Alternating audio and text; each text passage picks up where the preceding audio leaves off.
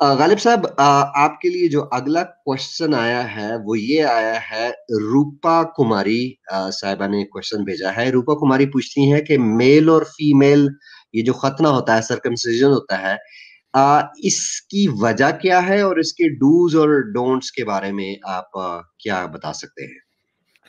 اچھا، اب انہوں نے مجھے نہیں پتا کس سینس میں پوچھا، یہ آپ نے مجھے بھیجا ہوا تھا، میں اسے اسکرین پہ شیئر کرتا ہوں تاکہ لوگوں کو بھی شیئر تھوڑا کر نظر دیں آ جائے. پلیز تاکہ ویورز بھی پڑھ سکیں. تو میں ایک سیکنڈ، یہ دیکھیے آپ کو نظر آ رہی ہے، یہ آ رہی ہے آپ کو نظر؟ اچھا، تو سر جی میل اینڈ فیمیل سرکمسیجن کا ریزن کیا ہے، کیوں کرتے ہیں اسلام میں اس کی سر جی ابتدا مجھے کہہ رہے ہیں، پڑھا؟ انہیں کہہ رہے ہیں.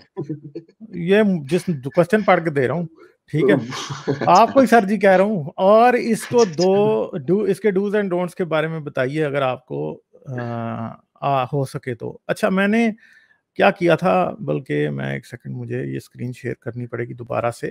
میں نے کچھ حدیثیں نکالی تھی اس کے بارے میں کہ جو میں آپ کو دکھاتا ہوں کہ وہ کیا حدیثیں ہیں.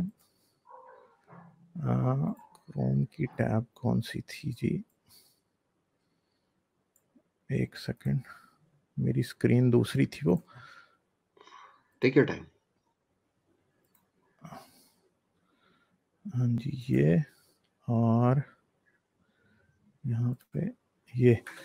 اچھا جی، یہ ایک حدیث، یہاں پہ حدیثیں تو کافی ہیں اس میں جو کہ اس طرح کی ہیں، یہ میں نے کافی نکالی تھی. دیکھیں، جیسے یہ ایک حدیث ہے، صحیح حدیث ہیں، رقم الحدیث ترکیم البانی 722. سید انس بن مالک بیان کرتے ہیں کہ رسول اللہ نے سیدہ ام عطیہ سے فرمایا، جب تو کسی لڑکی کا خطرہ کرے تو کچھ کھال چھوڑ دیا کر اور کاٹنے میں مبالغہ آمیزی نہ کیا کر، کیونکہ یہ چیز چہرے کی خوبصورت بنانے والی ہے اور اسے خاوند کے لیے مقبول بنانے والی ہے.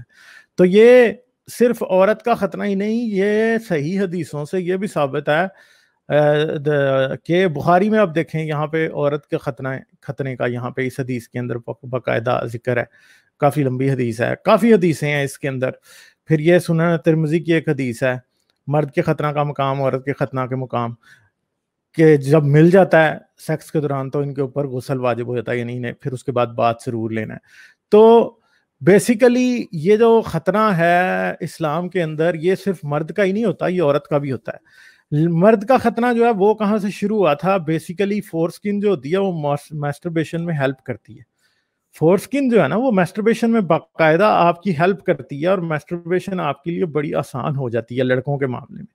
تو اس وجہ سے یہ شروع میں کیونکہ میسٹربیشن کے ساتھ ایک ٹیبو ایسوسیٹ تھا کہ یہ انہیلدی چیز ہے، اور وہ پھر جو ہے اس وجہ سے یہ مصر میں یہ کام شروع ہوا تھا. سب سے پہلے ایجپشنز جو ہیں وہ انہوں نے ختنہ کرنا شروع کیا تھا. تقریباً اسلام سے 1600-1700 سال پہلے مصر میں آپ کو ایسی انسکرپشنز اور ہائیروگلفکس مل جاتے ہیں، ایسی پوری کی پوری تصویریں بنی نظر آ جاتی ہیں جہاں پہ لڑکے کا ختنہ کیا جا رہا ہے. تو اصل میں تو جو ٹیبو ایسوسیٹ تھا اس کے ساتھ کہ جی میسٹربیشن سے جو ہے آپ فزیکلی کمزور ہو جاتے ہیں، اس کی وجہ سے میسٹربیشن کے اوپر پابندی یا میسٹربیشن کو کم کرنے کے لیے لڑکوں کو یہ سرکمسائز کر دیتے تھے. کیونکہ سرکمسائز جو آدمی ہے وہ اگر میسٹربیٹ کرتا ہے تو اس کو، آج تو چلیں لوگوں کے پاس لوبریکینٹس اور بڑی اور چیزیں ہیں، لوگ کر لیتے ہیں، مگر پرانے وقتوں میں ان کے لیے اتنا ایزی نہیں تھا یہ میسٹربیٹ کرنا. تو وہ جو تھے وہ میسٹربیشن سے اس لیے باز رہتے تھے. اور ایون کہ اگر سرکمسائزڈ آدمی میسٹربیشن میں ذرا کوئی زیادہ ہی جوشیلا ہو جائے تو وہ اپنے آپ کو ہرٹ بھی کر سکتا ہے. دوسری بات یہ ہے کہ سرکمسیجن کے جو ہیلتھ بینیفٹس ہیں وہ ان پروون ہیں. ایسا نہیں ہے کہ کوئی پروف ہو کہ بھائی آپ کو کچھ سٹڈیز ایسی بھی آگے پیچھے مسلمان کوٹ کرتے نظر آتے ہیں جو کہ کافی آؤٹ ڈیٹڈ بھی ہیں اور غلط بھی ہیں، بہت چھوٹے کنٹرول گروپس پہ کی گئی ہیں، اور وہ سٹڈیز بیسیکلی اس بات کو ثابت ہی نہیں کرتی. یہ کہتے ہیں جی اگر آپ سرکمسائزڈ نہیں ہیں تو HIV کانٹیکٹ کرنے کا جو ہے وہ چانس کم ہے. مگر یہ اس کا مطلب یہ نہیں ہے کہ آپ نے سرکمسائزن کروا لیا تو آپ کو HIV کبھی ہوگا ہی نہیں. HIV آپ کو پھر بھی ہوگا. دوسرا مسئلہ یہ ہے کہ اگر آپ کسی لڑکے کو سرکمسائز کرتے ہیں، دیکھیں آج تو ڈاکٹر سرکمسائز کرتا ہے اور بڑے طریقے سے پراپر سرجری کے طریقے سے سرکمسائز کیا جاتا ہے، اور آج کل وہ ایک رنگ آ جاتے ہیں، وہ بچے کو پہنا دیتے ہیں آپ اور خود ہی فور سکن اتر جاتی ہے. آج کل ایسا بھی سلسلہ شروع ہے. مگر پرانے زمانے میں تو یہ مسئلہ تھا کہ وہ سرکمسائز وہ نائی بلاتے تھے اور نہ کوئی انستھیزیا نہ کچھ. اس نے اس طرح سے وہ پورے گاؤں کی شیو کرتا ہے اسی سے اس نے بچے کا ختنہ بھی کرنا ہے.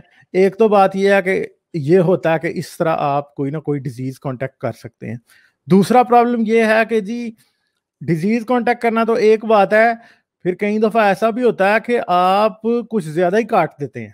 جب آپ زیادہ کاٹ دیتے ہیں تو وہ ایون کہ جب وہ بچہ جوان ہوتا ہے ان بچوں کو پراپر پینفل اریکشنز ہوتی ہیں, کیونکہ ظاہری بات ہے اریکشن جیسے ہی آپ پیوبرٹی ہٹ کرتے ہیں, بلکہ اس سے پہلے بھی آپ کو ہوتی ہے اریکشن, جو کہ آپ کا جب آپ نیند میں ہوتے ہیں تب بچے کو بھی اریکشن ہوئی ہوتی ہے, تو وہ اریکشنز پینفل ہوتی ہیں. دوسری بات یہ بھی ہے کہ ایون کہ آپ کا جو پینائل کا جو پینس کا جو نارمل گروتھ کا سائز ہے اس سے کم کچھ لوگ اس وجہ سے رہ جاتے ہیں.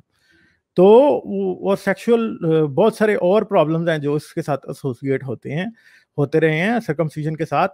ایون کہ یہودیوں میں ایک فرقہ ایسا ہے جس کی سرکمسیجن کا طریقہ یہ ہے کہ ان کا ربی جو ہے وہ کرتا ہے سرکمسائز, اور اس کے بعد بچے کا جو خون ہے وہ ادھر سے اپنے منہ سے چوستا ہے. تو ایک ایسا ان کا کاہن تھا جس کو جو ہے وہ کیا تھی, اس کو ہرپیز تھی اور اس نے پتہ نہیں کتنے بچوں کو ہرپیز دی. ایون کہ کچھ بچے, اب کسی چھوٹے بچے کو اگر ہرپیز کا انفیکشن ہو جائے تو وہ مر بھی جاتے ہیں. ایون کہ کچھ 6 کے 7 بچے اس وجہ سے مر بھی گئے. تو وہ آج بھی اپنی ریچولسٹک سرکمسیجن اسی طرح سے کرتے آئے ہیں. ایون کہ یو ایس میں بڑا شور مچا رہا ہے اس بات کے اوپر کہ یہ کیا کر رہے ہیں. آپ آج بھی انٹرنیٹ پہ نکال لیں, آپ کو دیکھنے کو مل سکتا ہے.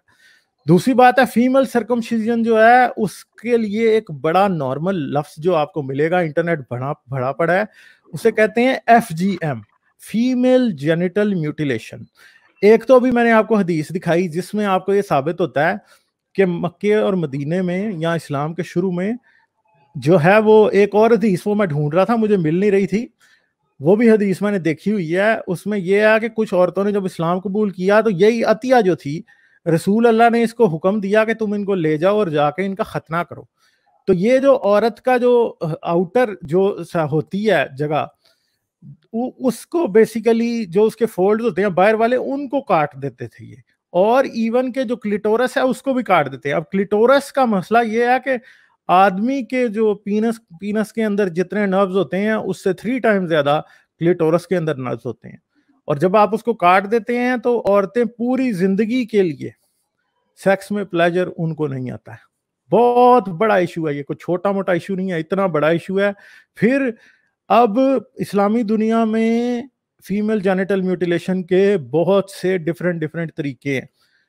اب افریقہ میں جس طرح کی ہوتی ہے اس کے مطابق تو وہ کیا کرتے ہیں کہ وہ لڑکی کا جو ویجائنا ہے اس کو پراپرلی کاٹ کے بلیڈ سے اور پھر اس کو سی دیتے ہیں آپس میں, اور اتنی چھوٹی سی اوپننگ رہ جاتی ہے کہ بعد میں جب لڑکی کے پیریڈ شروع ہوتے ہیں, وہ لڑکیاں ابھی پری مینسٹرلی ان کو کر دیتے ہیں, اور جب ان کی پیریڈ شروع ہوتے ہیں تو کئی لڑکیوں کو انفیکشن ہو جاتا ہے. اس کی وجہ یہ ہے کہ وہ اتنی بھی اوپننگ نہیں چھوڑتے کہ وہاں سے ان کا نیچرل مینسٹرل بلڈ ہی باہر آ سکے, انفیکشن ہو جاتا ہے لڑکیوں کو. افریقہ تو بھرا پڑا ہے اس چیز سے.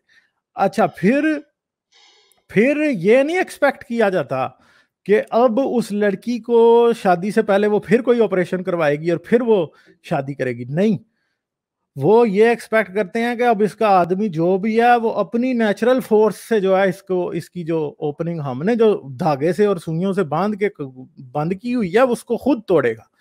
اور اتنا پینفل سیکس ان لڑکیوں کے لیے ہوتا ہے کہ آپ سوچ نہیں سکتے. بہت بڑا ایک ایتھیسٹ ہے, افریقن صومالی ایتھیسٹ ہے, ایان ہرسی علی. ان کی آج کل پاکستانی فری تھنکر میں ہماری ایک ایڈمن ہے گلریز شمسی, وہ آج کل ان کی کتاب بھی مطلب جو ہے نا وہ کر رہی ہیں ٹرانسلیٹ. ایان ہرسی علی کو آپ یوٹیوب پر نکال لیں, بہت آؤٹ سپوکن لیڈی ہیں اور انہوں نے بہت کام FGM کے خلاف کیا ہے.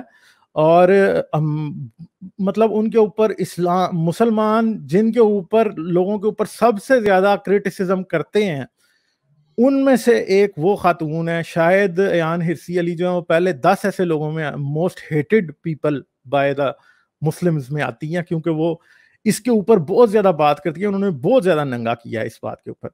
اچھا پھر ایک تو یہ سارا ایک ٹیبو ایسوسیٹڈ. اب آپ یہ نہ سمجھیں کہ آپ پاکستان اور انڈیا میں بیٹھے ہیں تو آپ اس چیز سے سیف ہیں. پاکستان, انڈیا, سری لنکا, بنگلہ دیش اور افغانستان, ایران اور بہت سے ایسے ملک ہیں جن میں ہم پہلے, ہمارے پرانے وقتوں میں یہ ایف جی ایم یا عورت کے خطرے کا کانسیپٹ نہیں تھا. اب وقت یہ آ گیا کہ چوری چوری یہ کام شروع ہو چکا ہے. پاکستان میں بھی ہو رہا ہے, انڈیا میں بھی ہو رہا ہے, بنگلہ دیش میں تو بہت کیسز سامنے آتے ہیں. آگے پیچھے ہر طرف یہ جنگل میں آگ کی طرح پھیلا ہے. یہ عربوں کے پاس جب سے ہم نے جا کے, ہمارے لوگوں نے, مسلم نے کام کرنا شروع کیا ہے وہاں جا کے, تو یہ اپنے ساتھ یہ چیز بھی واپس لیے ہیں. پاکستان, انڈیا میں کئی ڈاکٹرز ہیں جو کہ انڈر گراؤنڈ یہ کام دبا کے ہو رہا ہے اس ٹائم. میں بڑا حیران ہوا تھا, میرا ایک دوست بنگالی, اس نے مجھے یہ بات بتائی, ایتھیسٹ ہے وہ بھی. وہ کہتا ہے کہ جب اسے ایف جی ایم کا کیس آیا سامنے کوئی اخباروں میں, تو اب اس نے اپنی بیوی سے پوچھا پھر کہ جی یہ ہمارے ہاں پریکٹس ہو رہی ہے, تو وہ کہتی ہے ہاں پریکٹس ہو رہی ہے. تو اس نے اسے کہا کہ تیرا ہوا ہے, تو وہ کہتی ہے ہاں ہوا ہے. تو اب اس نے جب اسے اگلی بات بتائی تو وہ بندہ کہتا ہے میں اپنا سر پکڑ کے بیٹھ گیا کہ اس کی دونوں بیٹیوں کا بھی ہوا تھا, کہ بچی جب پیدا ہوتی ہے ساتھ ہی بچی کا کر دیتے ہیں. اب آپ مجھے بتائیں کہ اس باپ کو ہی نہیں پتا کہ اس کی بیٹی کے ساتھ کیا ہو چکا ہے. باپ کو پتہ ہی نہیں ہے, ماں کو پتہ ہے, اور ماں جو ہے وہ اس کو کوئی مسئلہ ہی نہیں سمجھتی. اب مجھے بتائیں کہ یہ پریکٹس ہو رہا ہے, اب آپ کے اور میرے سامنے پریکٹس ہو رہا ہے. ہمیں نہیں پتا کہ ہمارے آس پاس کن کا ہوا ہوگا. تو عورت بیچاری لڑکیوں کو خود نہیں پتا ہوتا کہ ان کا ہوا ہے. جب ان کی شادیاں ہو جاتی ہیں, جب اپنی بیٹی پیدا کرنے لگتی ہیں, تب ان کی ماں بتاتی ہے اب اس کا خطرہ بھی کرنا ہے. وہ پوچھتی ہیں اچھا میرا ہوا ہے, ہاں تمہارا بھی ہوا ہے. تقریباً پچھلے 30 سال سے یہ کام انڈر گراؤنڈ سب کانٹیننٹ کے اندر بھی چل رہا ہے, فیمیل جینیٹل میوٹیلیشن کا. اور یہ اتنا بڑا ایشو ہے دنیا میں کہ اس نے کئی عورتوں کی زندگیاں تباہ کر دی ہیں. لڑکیوں نے خودکشیاں کی ہیں صرف ایف جی ایم کی وجہ سے. شادی ہوئی لڑکی کی شادی ہوئی, وہ پہلے رات آدمی کے ساتھ گئی, اس کو اتنی تکلیف ہوئی کہ ایک اس کے وہ سائیکولوجیکلی جو ہے کیا ہو گئی, وہ سیکس سے ہی بھاگنے لگی. اور مرد اس کی طرف جتنا جائے گا وہ اتنا اس سے پیچھے ہٹے گی. عورتیں اس وجہ سے سائیکولوجیکل پیشنٹس بن جاتی ہیں. سائیکولوجیکل پیشنٹس بننے کے بعد وہ وقت آ جاتا ہے کہ وہ خودکشیاں لڑکیوں نے اس وجہ سے کی ہیں. انٹرنیٹ بھرا پڑا ہے, آپ دیکھنے کی صرف کوشش کریں, یہ اتنا بڑا گند ہے کہ آپ اور میں سوچ بھی نہیں سکتے.